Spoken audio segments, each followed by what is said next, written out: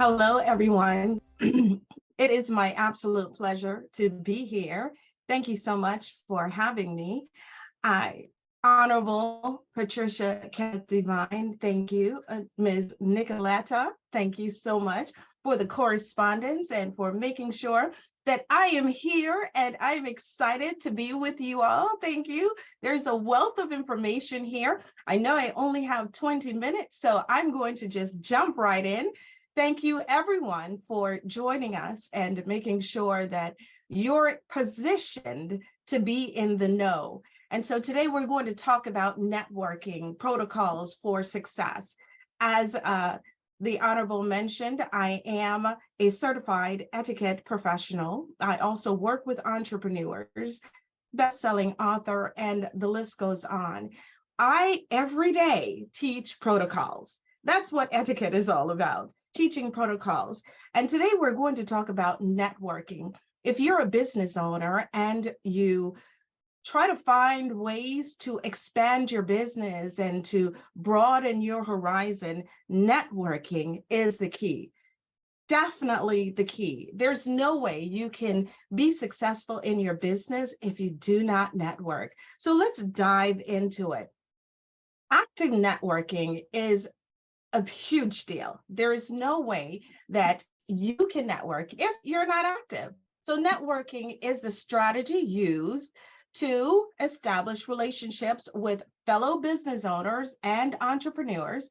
It's also a strategy used to get to know the movers and shakers of your community and abroad, i.e., commissioners, mayors, vice mayors, city manager, chamber members, council members, assembly members, and others.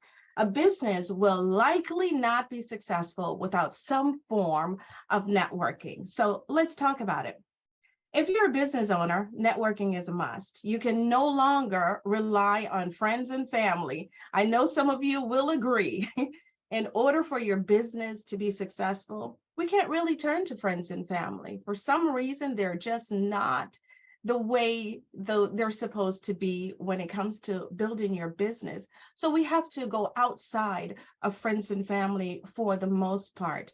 You have to begin to meet fellow professionals virtually and in person to establish quality and beneficial relationships. We know virtually that's where most folks are. So we have to add the virtual component and the in-person component. So show up for yourself.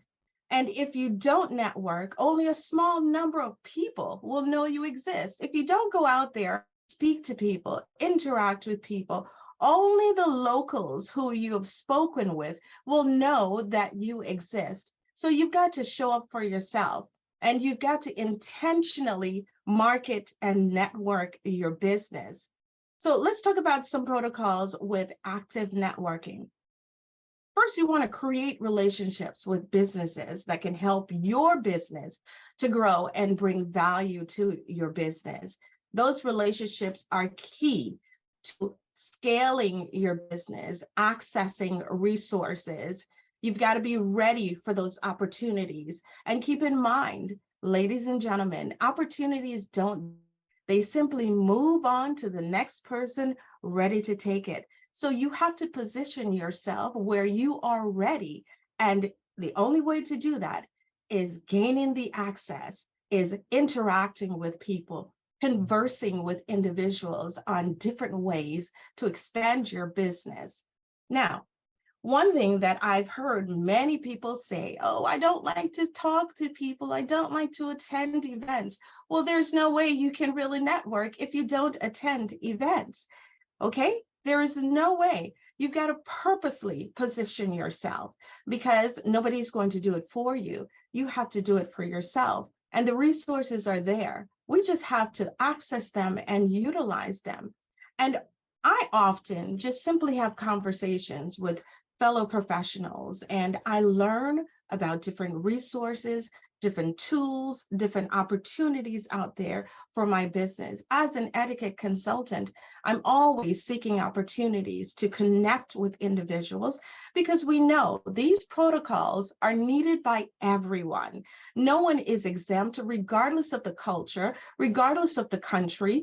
etiquette protocols are established in every culture. And so we have to access that information so that we'll be able to apply it to our business and our life. Now, one thing, when you attend these events, you must always have a business card or your QR code or your digital card. Never show up for any event without having some sort of information for individuals to contact you at a later date. That's called professionalism. That's called being ready. And as a professional, whether you work for a company or it is your company, you must always position yourself to be ready for communication and be ready to offer your products and services. So that QR code, that business card, whether physically or digitally, is very important. I encourage everyone to always have your physical hard copy business card because everyone is not digital. Everyone is not about the QR code or the digital card. Some folks are old school and just like that old-fashioned hard copy card. So this is a huge part of networking. So let's talk about some options. You want to find groups and events on Facebook and LinkedIn. All you have to do is type networking events and they will pop up. There is no way someone in this day and time can say, I don't know where to network. I don't know where the events are. Google, Facebook, LinkedIn, they are there right for you. And post on social media. This is if you're a business, if you own a business, if you're a professional and you have a business page, whether it's LinkedIn, Facebook, Instagram, these days, TikTok, but I'm primarily talking about Facebook, LinkedIn, and Instagram. You have to be consistent with your posting on social media. That is another source of networking because people see you post consistently and they're like, hey, she is in business. He's in business. Let's see what they offer. All right. Some even network by making phone calls. Old school, that's fine. Old school doesn't mean it's extinct. So make sure you access all kinds of ways and avenues to network your business. Emailing, of course, constant contact, even MailChimp. Find a way to communicate with your fellow professionals, with individuals who follow you on social media, so that they will know what's happening and give you the opportunity to collaborate with them. Network in person. Don't be afraid to communicate with people. Keep in mind, no one is any better than you. No one is any better than you. So you should be able to network in person, look folks in the eyes, give them a firm handshake and communicate so that you can get to the next level. Regardless of how you choose to network, it's got to be done. We have to make sure we get out there and network. I did allude to LinkedIn account. It is very important to create your LinkedIn page. Matter of fact, that's a wonderful way I was able to communicate with Ms. Nicoletta, because she is very much a part of this organization. LinkedIn is where you find professional relationships. And that's important because you want to be able to connect with like-minded individuals. Comment on their posts. When you see they've posted something that requires someone to say congratulations, go ahead and say congratulations. Comment on their page, making sure that your comment is relative to what they're doing or what they've posted. Seek other business owners to converse with because it's called building relationships, and post consistently. I need to say this. If you do not post consistently, folks will think that you're no longer in business and you don't want that. Online, on these platforms, if you disappear, individuals believe you're no longer in business, or individuals believe that you are just inconsistent, and therefore you're unable to build that trust factor. So if you, as they say back in the day, if you start something, don't stop. It's very important. So let's talk about connecting with our movers and shakers in our local communities. That's very important. It's important to attend commission and local government meetings and events. It's also important that you attend your city chamber of commerce. Here we have most cities in the United States, and I'm sure they have chamber of commerce meetings and events. And we want you to show up there armed with your business card, QR code, or whatever you'd like. We want you to be consistent with your attendance because just like it's important to be consistent online, it is important to be consistent in person. And the leaders will support your business as you support the city, as you support the community. So get involved with activities to serve in your community. There's no way you can simply expect the city or any entity to support you if you're not supporting them. They're looking to see if you're supporting their endeavors, if you're supporting their activities, their events. They're looking to see that because they know it's you give, I give. It's not just I take, I take, I take. It goes both ways. Reciprocation is extremely important. One of the things that I share with my entrepreneurs is that it's extremely important also to become a vendor for your city, your county, your parish, wherever you are, because you want to be among the individuals who have the access, okay? The opportunity to collaborate with the city is often given in various capacities, and you must make yourself known by becoming a vendor. Become a vendor. I cannot emphasize that enough. And typically it's free. In most cities, it is free. All you have to do is get on the website, fill out your information, and then just submit it.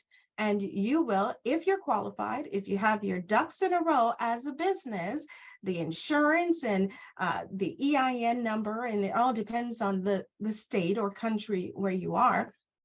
If your ducks are in a row, more than likely you will be accepted, but make the effort to register and become a vendor. And when there is need for product and services, especially yours, the city will view that list of vendors before they go outside. They have that internal list of vendors. And if you're on that list, hey, guess what? You may have the opportunity to collaborate with the city. Always keep in mind, the city is not just about the officials. The city has parks, they have recreation centers, they serve adults, they serve seniors, they serve children in various capacities. They do everything. The city takes care of the city, and there are needs in every capacity. And if you have a business or a product, you need to be a vendor for your city, your county, your parish. And once you establish relationships with the city and the leaders, and they see that you're productive, they will refer you. They will have interest in collaborating with you in different events. So don't shortchange yourself, especially if this is free, just like this amazing event that's taken place. Take advantage of it because it's there for you. All right. So another very important component of networking is collaboration. Don't be afraid to consider collaborating with another business on a project or event. It's important to entertain the possibility. You know, both businesses may see that it benefit me, I may benefit you, and it's okay. It's a good thing for businesses to collaborate with each other. I must say though, you have to be selective, okay? Be sure the business you plan to collaborate with will not adversely, negatively affect the credibility or integrity of your business. Don't be so quick to say, oh yes, let's do this together. Take time to vet that business. Do research on that business to ensure that nothing they're doing will conflict with your message. You want to be sure of that because all of the years that you've been in business, you've built the integrity, you've built the credibility, and one collaborative opportunity that you take may just collapse all of that.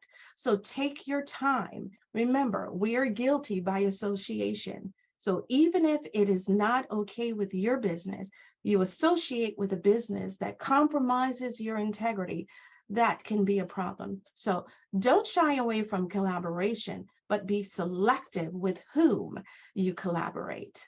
Sounds good? All right. So have an accountability partner. I love this part. Have an accountability partner. Have someone who will hold you accountable to these networking events you plan to attend. I would attend at least 2 networking events a month. I do that. Get on the internet. Make sure you place it on your calendar and have someone to hold you accountable if you're not that disciplined person just yet. So do that for yourself. And when you're in these networking environments, have your elevator pitch. It's very important to have your elevator pitch if you have the opportunity to speak with an audience. And here are the components. First of all, greeting. Introduce yourself. Remember, say, I am, never, my name is. I am Jackie Vernon Thompson. We don't want to say, my name is. Address them, and then, of course, give them your name, title, and the company you represent. In your elevator pitch, identify the problem. That is the problem that the majority of society may have. In my case, bad manners. And so my business is the solution, which is an etiquette business to teach manners, teach conduct, teach deportment, and all of those things. So your business is the solution to the problem society is having. Then you can definitely ask, allow me to. What do you do? What can you do for them? And never end your elevator pitch without a call to action. Make sure you tell them, contact me at, visit us at, and of course, express your gratitude for their time and their attention. Not only that, if you have the opportunity to speak with an individual or a small group, always have a one-liner. A one-liner is major, and it's simply this. You can do it word for word. I provide. What do you do? For target audience. What is the audience you're targeted? To allow them to. What is the solution to their problem, their pain point? For example, I work with entrepreneurs as well. I provide the blueprint to business establishment for aspiring business owners to allow them to smoothly and thoroughly navigate through the establishment process without confusion and frustration. That will trigger a conversation. Oh, really? Tell me more about it. Or they may exchange the information and tell you what they do. So this causes a conversation, a great dialogue with a person or a number of individuals at your table. This is not the time for an elevator pitch with a one person. This is the time for your one-liner. So when networking, always be prepared with the elevator pitch to speak to an audience or your one-liner to speak to an individual.